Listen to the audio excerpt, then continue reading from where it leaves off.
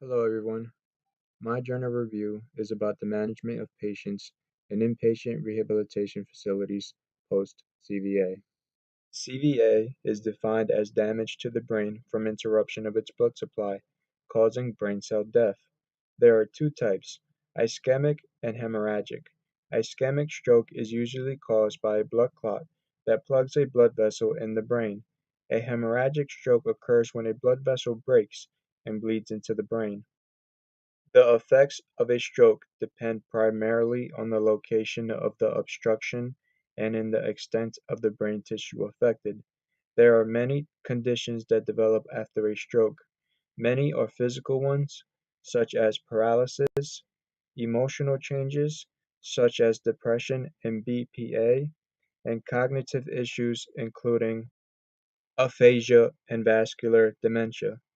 Overall, these presentations cause problems with gait, mobility, transfers, and performing ADLs, leading to a poor quality of life. Early rehab is crucial due to the severity of those potential presentations following a stroke. Rehab usually begins in the first 24 to 48 hours following a stroke. Typically, inpatient therapy is the first course of action after the patient is stable. This is why it is very important how their inpatient rehab is managed, because it has a huge impact on how that patient is going to live the rest of their life. Despite evidence suggesting that physical therapy is important for the rehab of patients post-stroke, the reports available contain little information describing the precise nature of interventions provided by physical therapists.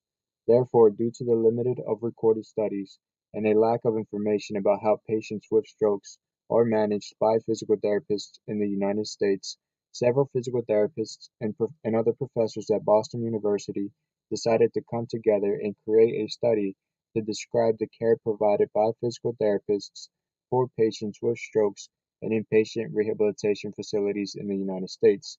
The goals of the study were to describe what type of interventions were most used, duration and frequency of sessions, personnel who provided the therapy, percentage of sessions that included examination or evaluation, and the percentage of patients or their family members that received education.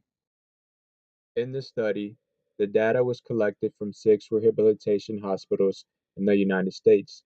The sites were in Northern and Southern California, Oregon, Utah, Pennsylvania, and Washington, D.C. The data analyzed in this study was based on 21,192 sessions from 972 patients who received physical therapy during their rehabilitation stay at the six sites. The initial criteria to be eligible for the study required a diagnosis code of ICD-9-MC of 430 to 438.99. Patients had to be over the age of 18 years and had recently suffered a stroke. The mean age of those participants involved was 66.1 years, ranging from 18 to 95 years old. Men made up 50.7% of the sample, and women made up the other 49.3%. 56% of the participants were Caucasian, 24.4% were African American, and the remaining 19.6 was made up of other races. The physical therapist used data collection forms to record each physical therapy session. The data collection forms allowed physical therapy providers to describe treatment sessions in terms of activities, for example, pre-functional, transfers, and gait. They could also record up to 5 specific interventions that they had used during the performance of that activity. Therapists could select from 59 interventions that were largely derived from the Guide to Physical Therapy Practice. They could also record the amount of time spent on each activity and on being examined or evaluated, as well as the personnel who provided the session. The outcomes of the study showed that patients were admitted in rehab for a mean length of 18.7 days, and out of those days, patients received physical therapy on average 13.6 days. Patients attended on average 1.5 physical therapy sessions per day, with each session lasting 38.1 minutes. Approximately 64% of the sessions were provided by physical therapists, 30% by physical therapy assistants, 9% by physical therapy techs, and 7% by students. In approximately 93% of the sessions, only one physical therapy provider was present. In addition, about 4% of all sessions consisted of co-treatment, where there was more than one physical therapy provider present. Approximately 7% of sessions included some type of examination or evaluation, and overall 84% of patients or their family members received some type of educational intervention. The most frequently addressed activities were gait training, which took up 31.3% of the total treatment time, pre-functional activity, which took up 19.7%, and transfer training, which took up 10%. Interventions provided most frequently to address gait or balance training, which was included 60.5% of the time, postural awareness training, which was included 50.2% of the time, and motor learning, which was included 40.5% of the time. In all the sessions that addressed pre-functional activities, the interventions most frequently provided were strengthening exercises, which were included 58.2% of the time, balance training, which was included 24.4% of the time, and motor learning, which was included 24.3% of the time.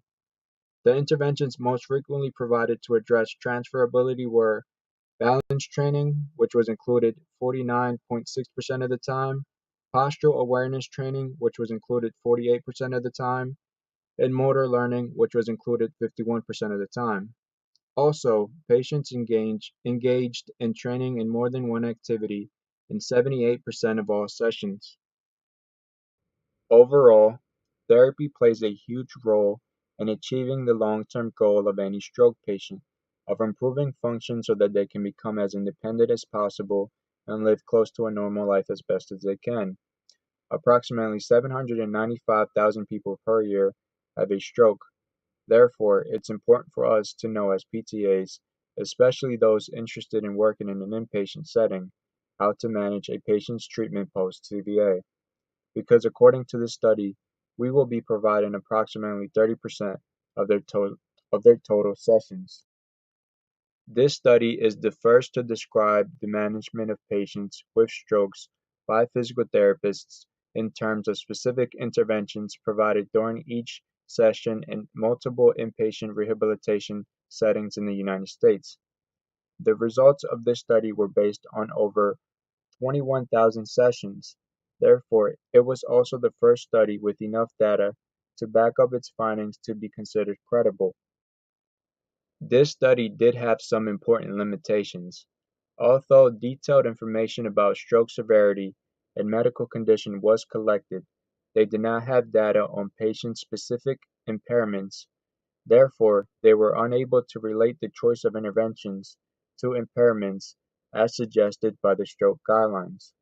Also, because the aim of this study was to describe physical therapy activities and interventions, this report does not suggest that any one intervention or combination of activities results in better functional outcomes for patients. However, the results do indicate that functional activities are the main focus for patients post-stroke.